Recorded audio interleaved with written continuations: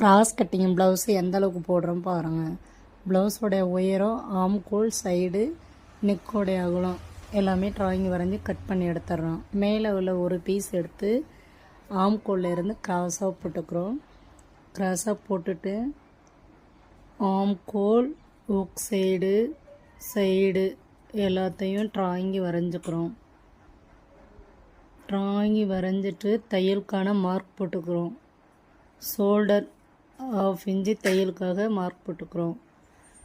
Front piece வந்து 1/2 inch குடஞ்சி விட்டணும். அதுக்காக தான் நான் ட்ராயிங்கி வரைஞ்சிருக்கிறேன். இப்போ வந்து 3 டாட்டும் எப்படி வரைஞ்சிருக்கிறோம் பாருங்கள். சைடில் வந்து கொஞ்சம் ஏற்றி தான் நம்ம ட்ராயிங்கி வரையணும். நேராக வரையக்கூடாது, சுருக்கம் வரும் அந்த இடத்துல. பார்த்துங்க, கிராஸாக மேலே ஏற்றிருக்கேன். தையலுக்கான ஒரு மார்க்கு, எக்ஸ்ட்ரா 2 இன்ச்சு ஒரு மார்க்கு. நெக்கோடைய அகலம் வந்து கிராஸாக கட் பண்ணாமல் எவ்வளோ நீட்டாக பர்ஃபெக்டாக ட்ராயிங் வரைஞ்சிருக்கிறோம். வந்து டாட் பார்த்திங்கன்னா ஒக் சைடு 3 இன்ச்சு, சென்டரில் 3 இன்ச்சு, சைடில் ஆம்கோல்லேருந்து வந்து 4.5 இன்ச்சு வரும்.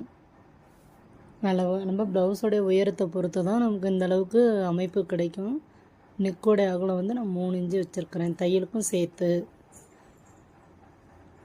வந்து கட் பண்ணிவிடுவோம். எல்லா பீஸையும் கட் பண்ணி எப்படி இருக்குன்னு பார்த்துடலாம்.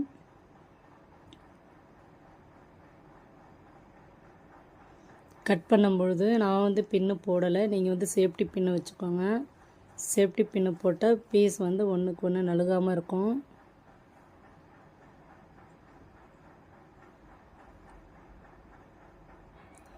எப்போதுமே கட் பண்ணும்பொழுது வந்து பீஸ் முன்ன பின்ன ஆகிடாமல் கரெக்டாக கட் பண்ணணும்.